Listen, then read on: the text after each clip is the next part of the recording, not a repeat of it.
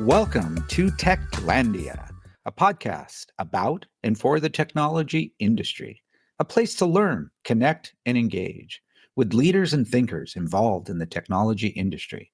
You can check us out at techoregon.org, Apple, Spotify, or wherever you listen. Thank you for listening and enjoy the show. Welcome to our latest edition in the Techlandia podcast series. My name is Skip Newberry, President and CEO of TAO. And with us today, we're pleased to have Corey Altoff, who's with Comptia. Corey, welcome. Thanks so much for having me. So Corey, I'd love to hear a little bit about your background and some of the stuff you're working on for Comptia. But first, I thought it'd be great if you could just share a little bit about Comptia's mission. Yeah, so Comptia, for anyone that isn't familiar, stands for the Computing Technology Industry Association. And so we call ourselves the voice of the IT industry. And so our mission is to represent the IT industry. And a lot of that includes helping people have and get amazing jobs in tech. Well said. Well said. We've been longtime partners of Comptia's over the years. And I think a lot of people in IT recognize Comptia for all of the wonderful certifications, training courses, et cetera, that have been available for quite some time for folks who are looking to pursue their careers in IT. And of course, over the years, Comptia has invested heavily in a lot of really interesting data and research, helping folks who are both looking to pursue careers, but also those who are working to help those folks along through access to training and providing programs, educational and training wise, kind of understand what employers' needs are, and also where industry trends are heading. And I think what's fascinating is in catching up with one of the folks at Comptia who I've worked with over the years. When she connected us, I was like, "Oh, Corey's background's really interesting." He's a practitioner with kind of a 20,000 foot view at the same time of kind of what's going on in the tech employment sector as it relates to computer programming and coding. And so, would love to. Corey, hear a little bit about your own kind of personal career trajectory and kind of what brought you to Comptia eventually. Absolutely. So my journey into tech started after I graduated from college with a political science degree. I ended up learning how to program. I took a year to learn how to code after I had graduated because I wasn't sure what to do. And I was in Silicon Valley, and I said, you know what? Actually, instead of doing political science and jobs related to that, I'm going to try to learn to code. So I took a year, studied Python, studied programming, and I ended up getting a job as a software engineer at eBay. And then I worked at another startup in Palo Alto. And then so many people were interested in asking me how to become a software engineer without the CS degree background that I decided to write a book called The Self-Taught Programmer. So I ended up writing that, and it created a whole community formed around it. Actually, we have a Facebook group with over 300,000 members called Self-Taught Programmers. I ended up writing another book and worked at Vonage as a developer advocate. And then this our CEO at Comptia, Todd, actually ended up reaching out to me, and I joined Comptia to help bring programming to the organization, because we have a lot of products in cybersecurity, we have a lot of products in IT, data science, but we at the time didn't have anything in software engineering. And we recently released a press release. We had a press release go out that highlight some of the stuff we're working on in that area that I'm super excited about. That's really cool. What are some of the things that you are most excited about? Not necessarily, Comptia, the official institution, but just you, Corey. What are you excited about in terms of some of where things are headed right now with respect to some of the work you're doing at Comptia? Well, this is not an original answer at all, but one thing I'm really excited about that everyone's excited about is AI. But I've been digging into learning how to code neural networks in Python. That's been really interesting to me. So that's something I'm really excited about.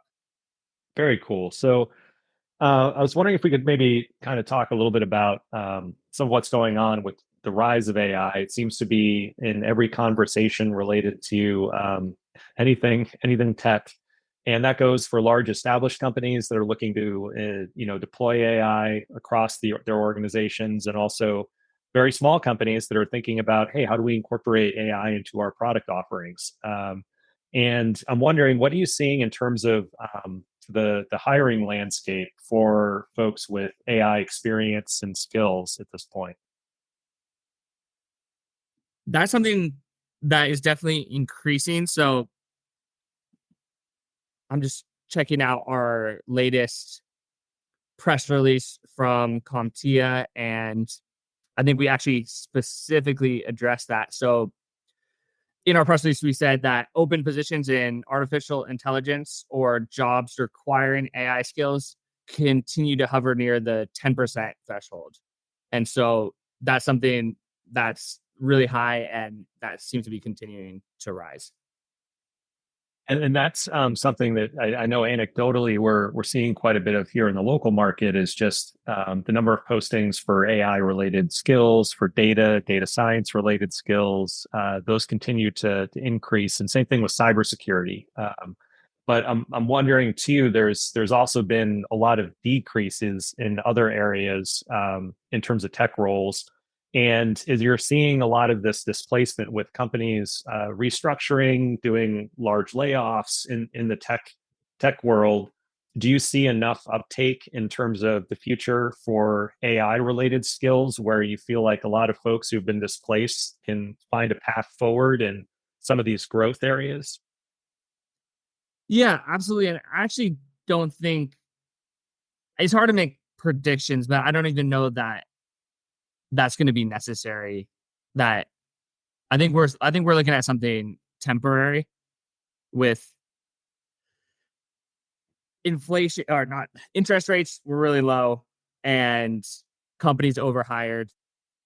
And this is my just opinion of what happened. And and then interest rates increased, people were laid off, and there's been a lot of reshuffling. And I don't know that that's something that's going to, I don't think the current climate is going to stay the way it is forever. Of course, it's really hard to make predictions, but yeah, of course, I think that a lot of this AI is going to get deployed, and we're going to need people to maintain it.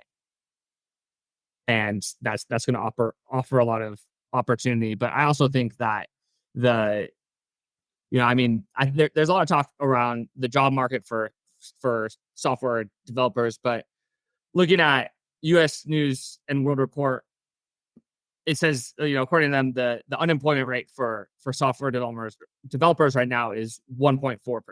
So pretty low compared to, if we look at the latest press release at Comptia, it looks like in last month, the national unemployment rate was 3.9%. So software engineers are sitting at 1.4%, whereas the overall workforce is more at 4%. So I think it might be a little bit overblown that there's any problem with software engineers being able to get jobs. But I do think it's harder than it was in the past because of overhiring, and there were some layoffs, and people are kind of reshuffling around to different positions. And then that's creating a lot of competition, I think, for junior level developer jobs and other positions, just because there's so much talent in the workforce right now. Mm-hmm. Yep. And I mean, I think there's definitely been quite a bit of companies that were really struggling to fill positions for years. And now with a lot more talent kind of hitting the market, I think a lot of folks are getting picked up pretty quickly.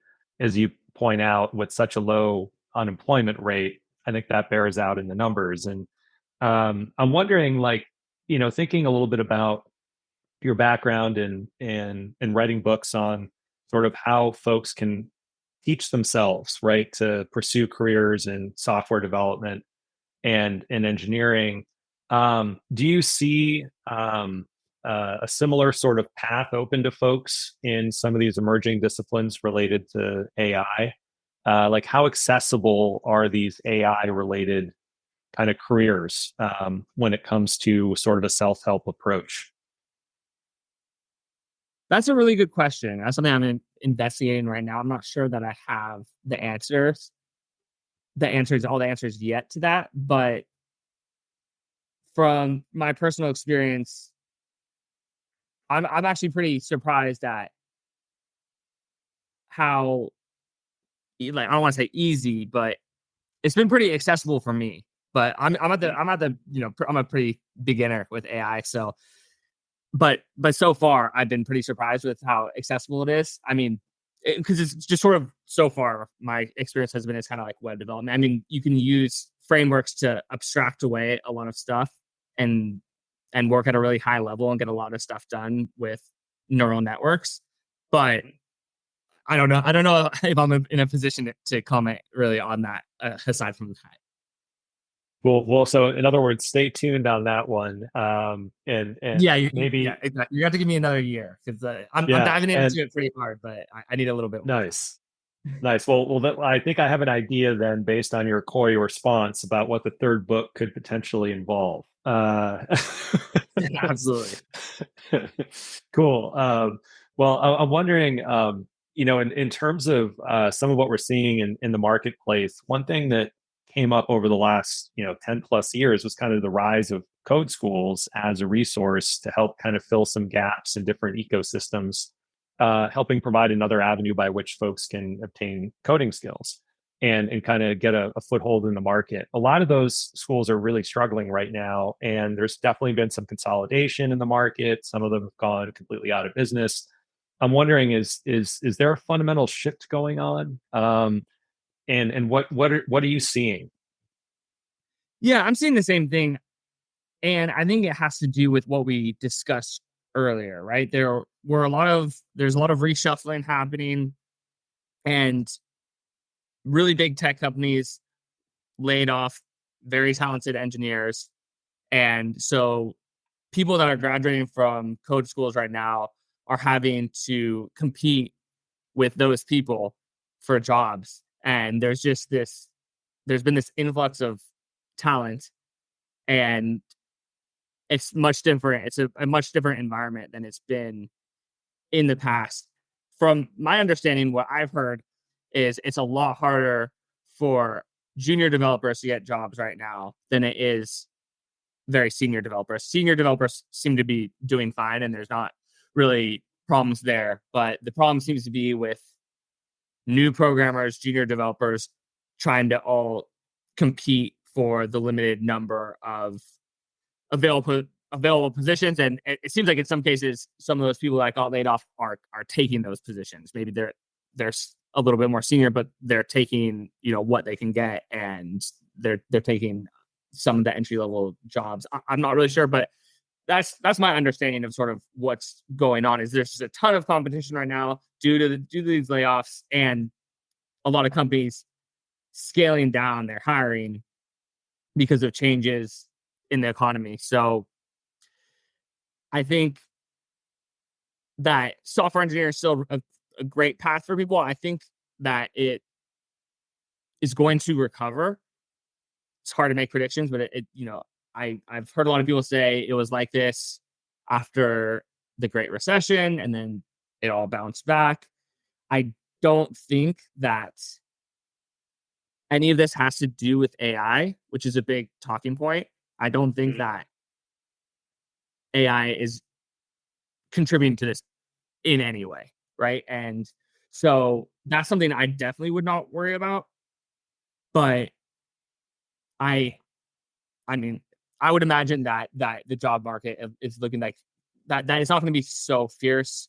There'll probably be more consolidation in the boot camp industry, and I think that the problem seems to be there's we need really really really talented developers with a lot of experience, and we need to figure out how to make sure that that happens. So I think boot camps need to focus on data structures and algorithms and making sure that they are churning out really, really talented programmers and not students who don't understand data structures and algorithms, who just can, barely code. I think that the boot camps that go in the direction of really trying to, of course, create super quality programmers and focus on experience. I think that's sort of the solution to this problem is people for competing for these junior developer jobs.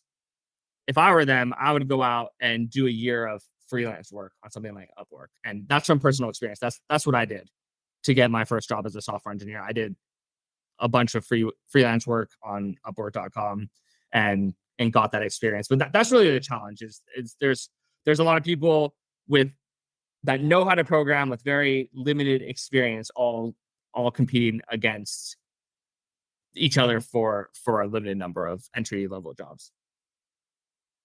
I think that's a really interesting observation, and also that advice about seeking out opportunities to get real world experience, applying some of the concepts that someone's picked up along the way. And it seems like a lot of candidates I've talked to who have been frustrated that are relatively junior have often complained about the chicken and egg problem of, well, I need experience, but I can't get experience until someone gives me the opportunity to demonstrate what I can do. And I think you've hit the nail on the head with respect to highlighting one aspect of this, which is, what role do employers really need to play here? And are there any sort of examples that you've seen in your experience of companies that are doing things a little bit differently or providing different avenues by which people can get kind of their foot in the door or demonstrate some of what they're capable of, either in the hiring process or just in general as sort of like a training or proving ground for folks?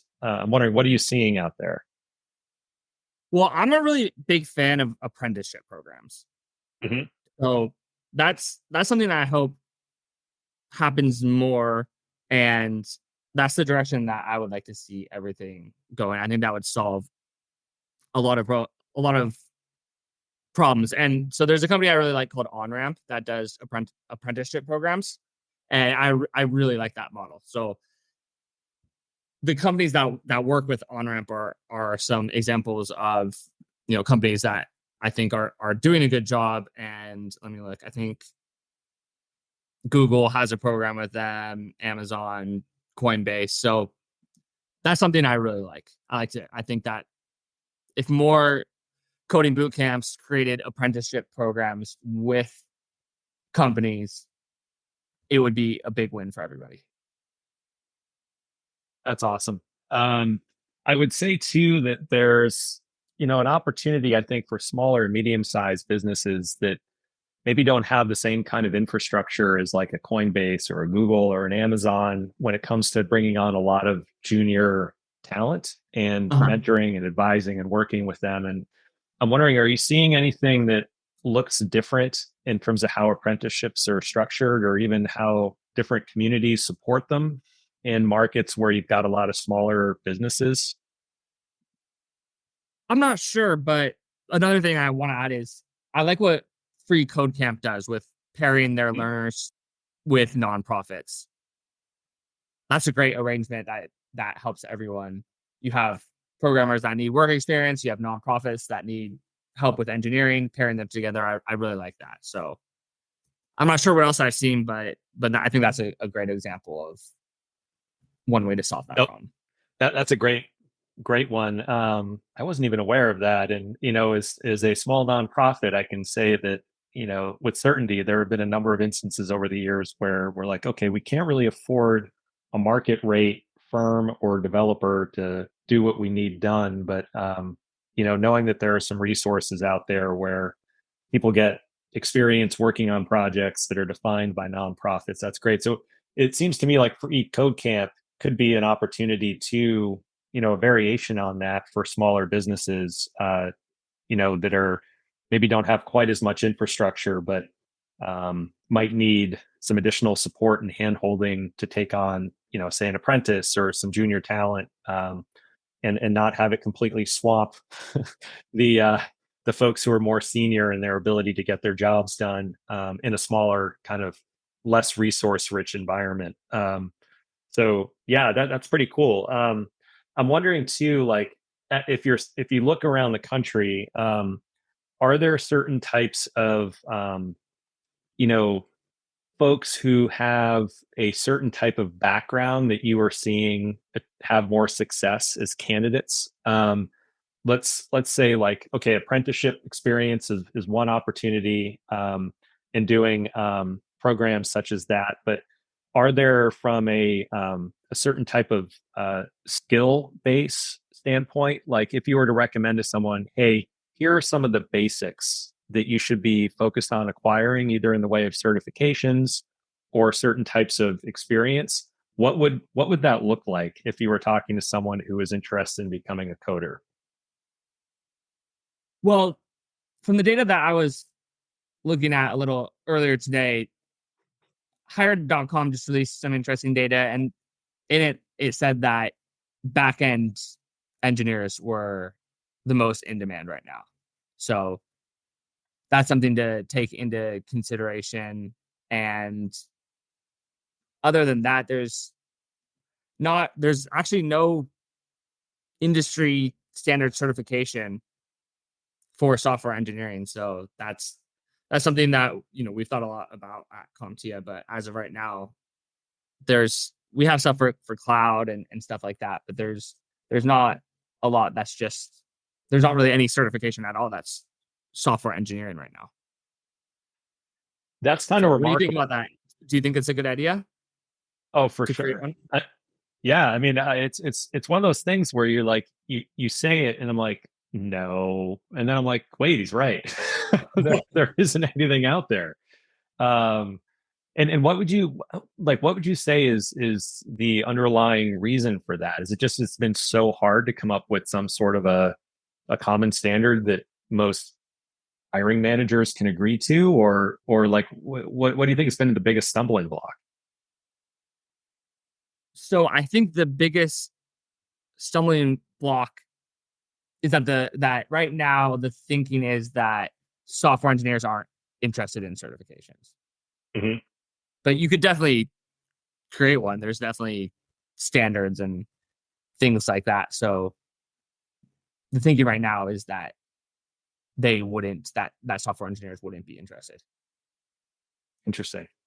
So employers, on the one hand, would probably be like, yeah, no, that's a great idea. We'd love to have these, but the candidates are like, yeah, no, I don't necessarily need to have a standard, you know, on my CV or resume in order to get a job, and haven't had to historically. So why would I start? Exactly. Yes, Yep. that's my understanding of the situation. Interesting. Do you think, given the current hiring environment, let's say it's not an anomaly and things don't kind of go back to the way they were, if you will, in terms of demand, do you think that could be enough of a trigger, if you will, to get greater standard adoption by candidates? I definitely think it's a possibility for sure. All right. Well, we're just about up on time, and I wanted to see if, before we wrap, um, any sort of closing remarks or anything you wanted to kind of leave our audience with. I know we've covered quite a bit of ground as it relates to kind of the changing landscape with folks who are looking to pursue careers in software development, programming, and some different ideas on how to kind of get their toe in the water, dip it in the water. And I'm wondering, as we wrap up, what would you like to kind of leave us with? Yeah, so to end on a more optimistic note, if you're someone who's considering getting into programming, but you feel like the environment isn't the best right now, go get your A+ certification from Comptia or a certification in cybersecurity and go pursue that, and then focus on learn how to program simultaneously, and then after you, I just think that after you've gotten a job in an IT help desk, then switch over to programming. I just think that's a really underrated career path in tech, is going for a Comptia A+ certification and getting a job as an IT help desk person. So that's my final recommendation, or my Oh, closing. I love it. That's great. And thank you again for taking some time to spend with us. I think it's just fantastic that you've landed at Comptia, given your background and some of what you've been able to achieve in terms of, putting together some really definitive books and helping folks kind of get their foothold in careers as self-taught programmers. And I'm looking forward to the third one. You'll have to let us know when it's ready for publication. We'll help promote it, make people aware of it in our community here. That sounds great. Thanks so much for having me. I've had a really great time talking to you. Awesome. Thanks, Corey. Thanks.